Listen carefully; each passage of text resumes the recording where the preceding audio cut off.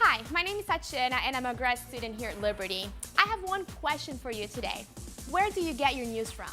Maybe you just read them on your computer, you get them on your smartphone or on your iPad, or you still grab your paper or watch them on TV. Certainly, journalism has undergone several changes throughout the years, and the internet is certainly one of the biggest ones. It seems like today we expect news to get to us instantly. We really like that immediacy and convenience that new technologies have to offer us. So what are the implications of new technologies in journalism?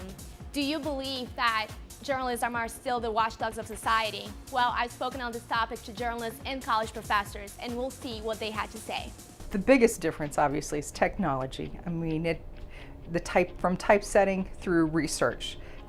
The computer has changed the way we do business, and reporters don't come in anymore and type their story up and have a galley and then send it off to typesetting to be retyped like we did back in the dark ages. Now you come in and type it on the keyboard and it's good to go to the copy editor all the way through the process to typesetting and print out the door. If you look at the advent of television when I got into the business back in the early mid-70s till today, we didn't have microwave live shots. We didn't have satellite live shots. As you've mentioned, there was no internet.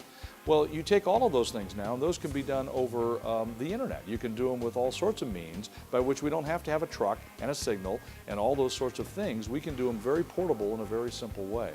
So I think one is that there have been this explosion of people coming to the table with their information.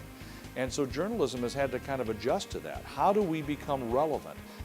Well, I definitely think that things have been changing and the internet has been used as an outlet for news more and more. I definitely think that's a good thing and a bad thing. Journalists have adapted with that and kind of changed how they write. The role of journalists in that type of media landscape is not simply just to provide content, as anyone with a blog or a website can do, but to provide accountable content, to provide reliable information, specifically news organizations that have a good track record of providing accurate information are going to be more trusted in general than your general person who has a blog. Will social media sort of be changing the role of gatekeeper? Will they be the ones now, the citizens, be the ones to sort of control what gets in and what gets out? And many journalists, the majority, said, yeah, they think that role will change. But interestingly, when we asked them, so is it going to be citizen journalist that's going to take on that role of gatekeeper, they said, no, it's not. So there's sort of a disconnect there. I think there are media people who understand, journalists who understand, they are no longer the sole purveyors of news. They are not the only people that are providing news. And I think as long as that's the case, there is a pretty good chance that other people, citizen journalists, people that blog, people that do writing, people that send photos, are going to have a lot more input, a lot more control over what happens with the media in the future.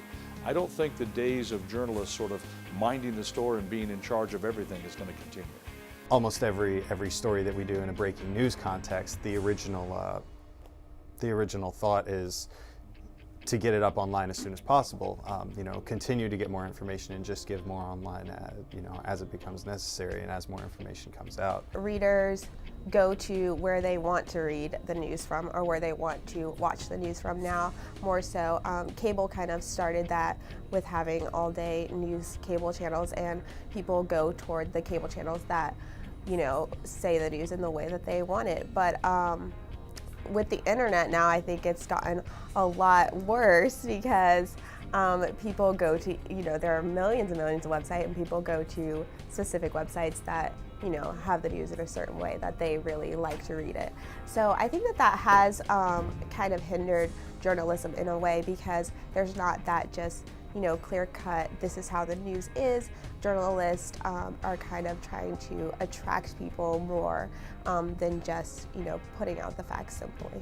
Accuracy is the chief goal of a journalist, and I try to pound that home. And I don't care if you're Twittering or Facebooking, accuracy is still the chief goal of journalists. And it's a double-edged sword. On the one hand, it's great to get the input of these people because they may have a perspective. They may be somewhere. They may see something. They may have something they can offer to the conversation about journalism. However, Has it been filtered? Has anybody looked at it? Has anybody balanced it? Do we know for sure that that's factual? So it is a double-edged sword. On the one hand, I think we need the input more of the public to get into the game and tell us what they want. But I think ultimately the decision is going to come down to what will the public tolerate. Do you want real news or do you want opinion? Because if you want opinion, then journalism as we know it could be dying. That's kind of sad.